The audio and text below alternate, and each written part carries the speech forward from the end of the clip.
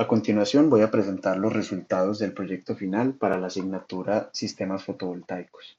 El proyecto se titula Instalación fotovoltaica para el aprovechamiento del cultivo de mango en el municipio de Uruaco, departamento de Atlántico. Los integrantes somos David Urbáez León y Juan Pablo Botero. Para dar un poco de contexto sobre el proyecto, se tiene que en el año 2016 se propuso la instalación de una planta de procesamiento de mango en el municipio de Uruaco. Desafortunadamente, el predio disponible no tenía acceso al servicio de energía eléctrica ni acueducto y una inversión de 1.000 millones de pesos se vio completamente desaprovechada, ya que esta planta nunca vio su primer día de funcionamiento. Aproximadamente 800 toneladas de mango se pueden perder en época de alta cosecha, lo cual representa una pérdida económica muy alta para los habitantes de la región. Como lo mencioné anteriormente, la ubicación del proyecto es en el municipio de Uruaco, departamento de Atlántico, en la zona norte del país, basados en un estudio de factibilidad para una planta de procesamiento de fruta llevada a cabo en 2017 en el departamento de Arauca.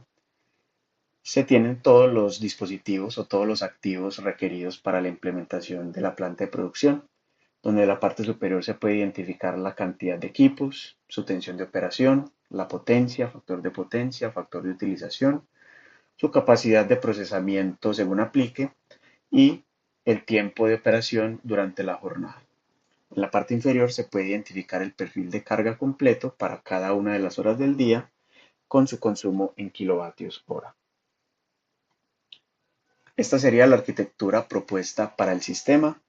Como se observa en la parte izquierda se tiene un arreglo solar y se hará una interfaz hacia este arreglo por medio de un convertidor de DC-DC hacia un bus DC. Este bus DC será el que alimentará las cargas a través de un inversor. Adicionalmente se tendrá un sistema de baterías, ya que este proyecto no tendrá una conexión directa hacia el sistema de distribución porque no existe sistema de distribución en la zona y la interfaz de este sistema de baterías será a través de un cargador-descargador de baterías. El perfil de radiación se obtuvo de la base de datos National Solar Radiation, el cual está disponible en la página del Laboratorio Nacional de Energías Renovables de Estados Unidos, NREL. Este sería el perfil de radiación para el proyecto en la zona escogida. Como se observa en la gráfica, se tiene la radiación promedio en una curva oscura en la parte central y se tienen los percentiles desde el décimo hasta el 90 en un color un poco más claro y del 25 hasta el 75 en un color un poco más oscuro. Se considerará la radiación de la componente directa y también se asumirá que el panel no tendrá pérdidas con respecto a su orientación o a su inclinación. El panel solar utilizado para el proyecto será el BP585 con las características que se pueden observar en la imagen. Utilizando entonces el perfil de radiación y las características del panel escogido, se obtienen las diferentes curvas BI para los diferentes puntos de operación que tendría el panel solar. Como se puede observar, se obtienen diferentes puntos de máxima potencia según el nivel de irradiación y, como se identifica en la gráfica, se tienen 12 puntos que corresponden a las 12 horas donde hay una radiación significativa en la zona. Para la estimación de estas curvas se utilizó una relación lineal entre la corriente de cortocircuito del panel y la radiación disponible para cada una de las horas consideradas. Este sería el perfil para el punto de máxima potencia según la radiación disponible en cada una de las horas del día para un panel BP585. Esta sería entonces la curva que sería utilizada para estimar cuántos de estos paneles serían requeridos para alimentar en su totalidad la carga que estaría instalada en la planta de producción. Utilizando esta curva entonces se obtuvo que se necesitan aproximadamente 180 paneles solares para suplir toda la energía que consume la planta de procesamiento de mango. Teniendo esta cantidad de paneles determinadas, se hace un balance de potencia donde se resta la potencia generada por el arreglo solar y la potencia que demandaría la carga. Como se puede observar en la gráfica, en la parte izquierda, el balance de potencia es negativo, por lo tanto se genera menos potencia del arreglo solar de la que requiere la carga y esto justifica, como se mencionó anteriormente, la utilización del sistema de baterías. En la parte central, alrededor del mediodía, se tendría un aporte más alto del arreglo solar, lo cual permitiría que se almacene la energía en el sistema de baterías. A través de la curva del balance de potencia se hace la integración y se acumula la energía total a través del día y se obtiene la curva que se observa en la imagen. Básicamente esta curva muestra cómo es el proceso de descarga y carga del sistema de baterías, lo cual representa la energía faltante o la energía en exceso que proviene del balance de potencia entre el arreglo solar y la carga a ser suplida. Como se observa en la parte izquierda, el sistema de baterías deberá arrancar en un valor cercano a los 10 kilovatios hora debido a que al comienzo del día no hay suficiente irradiación para suplir toda la carga de la planta y se requiere esta cantidad de energía para suministrar la operación de la planta y posteriormente esta energía se vuelve a recuperar alrededor del mediodía. También se puede observar en la gráfica que el punto inicial y el punto final deben estar muy cercanos para que no se resulte en una situación de una carga de la batería paulatina a través de los días que puede saturar la capacidad de la batería o que la carga esté por debajo de la carga inicial al final del día y se obtenga una descarga paulatina del sistema de baterías que no permitirá alimentar la planta de manera satisfactoria. Con todas las consideraciones mencionadas anteriormente y teniendo definida la cantidad de paneles que serán utilizados, la topología propuesta para la instalación sería la que se observa en la imagen, donde estos 180 paneles se dividirán en 12 etapas más pequeñas. Cada una de estas etapas contará con 5 paneles en serie para un voltaje en máxima potencia de 90 voltios y estas ramas se conectarán 3 en paralelo para obtener una corriente en punto de máxima potencia de 15 amperios. Para toda la energía requerida por el sistema se requieren un aproximado de 6 baterías como mínimo, cada una de estas baterías operando a 48 voltios y con una capacidad de 100 amperios hora. Para tener un voltaje correspondiente entre el arreglo solar y el sistema de baterías, se conectan dos baterías en serie para hacer un arreglo que permita tener una tensión de 96 voltios, como se observa en la imagen. Adicionalmente, se hizo una consideración de sombreado y conexionado de los paneles solares. Fueron considerados tres perfiles de sombreado. El de la parte superior corresponde a un caso de nubosidad, donde se puede observar que hay sombreado en todos los paneles de la instalación de una manera relativamente homogénea. En la parte central se tiene un perfil de sombreado debido a suciedad, donde se tienen en puntos aleatorios sombreados relativamente significativos, pero hay otros paneles donde no se tiene ningún tipo de sombreado y en la parte inferior se observa un sombreado debido a vegetación, donde por ejemplo un árbol que esté en toda la parte central proyectaría una sombra que se identifica en la imagen inferior, donde los paneles de los extremos no tienen ningún tipo de sombreado, pero en la parte central se tiene cierto sombreado significativo. Considerando estos tres perfiles, se llevó a cabo el análisis de aporte de potencia tanto para conexión SP como conexión TCT y se obtuvieron las siguientes curvas, donde se llevó a cabo la suma del aporte de potencia para todos los escenarios de sombreado para cada uno de los dos y se determinó que la conexión TCT es levemente superior a la SP por un valor de potencia aproximado de 5 vatios.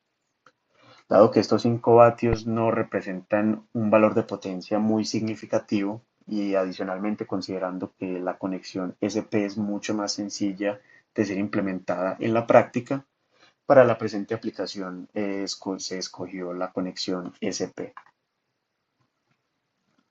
Para hacer entonces la interfaz del arreglo solar se utilizó un convertidor boost. El bus DC, que será utilizado para la alimentación del inversor que en últimas alimentará las cargas, operará a una tensión de 200 voltios. Como el arreglo solar tiene un valor de 90 voltios, se tendrá un ciclo de trabajo de aproximadamente 0.5, el cual permitirá un movimiento en el punto de operación que permitirá tener control sobre potenciales eventos en el sistema u otras condiciones de irradiación. Para la definición de todos los elementos del convertidor bus se tienen todas las consideraciones que están en la parte inferior. Para el arreglo solar, entonces, la representación será por medio de una fuente de corriente que representa el nivel de cortocircuito y otra fuente de corriente en paralelo que representará el modelo de diodo sencillo configurado para todo el arreglo de 15 paneles de 5x3 que fue mencionado anteriormente, para que se puedan representar diferentes puntos de operación y simular diferentes condiciones de irradiación. La frecuencia de conmutación para el convertidor será de 50 kHz. El ciclo de trabajo, como lo mencioné anteriormente, será aproximadamente de 0.5. Para el inductor serie se tuvieron consideraciones de rizado de corriente de aproximadamente 10%, lo cual implicó que el valor del inductor debería tener un valor superior, igual o superior a 350 microhenrios, y este valor de 350 microhenrios fue el escogido para la presente aplicación. El inductor se asumió con pérdidas. Para un inductor comercial de esta capacidad se obtuvo que se tiene una pérdida óhmica de aproximadamente 1.5 miliohmios. El condensador paralelo, teniendo como objetivo un rizado de 5% en voltaje, se tiene que se requiere un valor de 0.8 microfaradios o superior para obtener este rizado de voltaje. Por lo tanto, para un valor comercial se utilizó una magnitud de 100 microfaradios para el condensador paralelo. Y finalmente, para las consideraciones de eficiencia, debido a al bajo valor de las pérdidas óhmicas del inductor escogido, se obtuvo que la eficiencia tiene un valor de aproximadamente 99%. Para controlar el voltaje de operación del arreglo solar, para diferentes eventos o condiciones que puedan ocurrir en la microred, se propuso un sistema de control que fue diseñado por medio del método del lugar de las raíces. Este sistema de control resultó como un PID con unos objetivos de diseño de un ancho de banda de 10 kHz y una relación de amortiguamiento de 0.7. Esta sería entonces la implementación final de toda la etapa de transformación de potencias del arreglo solar a través del convertidor boost. En la parte izquierda se puede observar que se tiene un bloque que representa un MPPT que buscará operar el arreglo solar en su punto de máxima potencia a través de variaciones discretas del voltaje de referencia. Este voltaje de referencia alimenta entonces al controlador PID y este controlador PID hará que el arreglo solar opere alrededor del punto de máxima potencia que fue, o el punto de estado estable que fue definido anteriormente, que tiene un ciclo de trabajo de aproximadamente 0.55. Es el cargador descargador de baterías, tenemos que la entrada es una fuente de voltaje de 48 voltios por 2, lo que tenemos dos baterías en serie, es decir, un total de 96 voltios.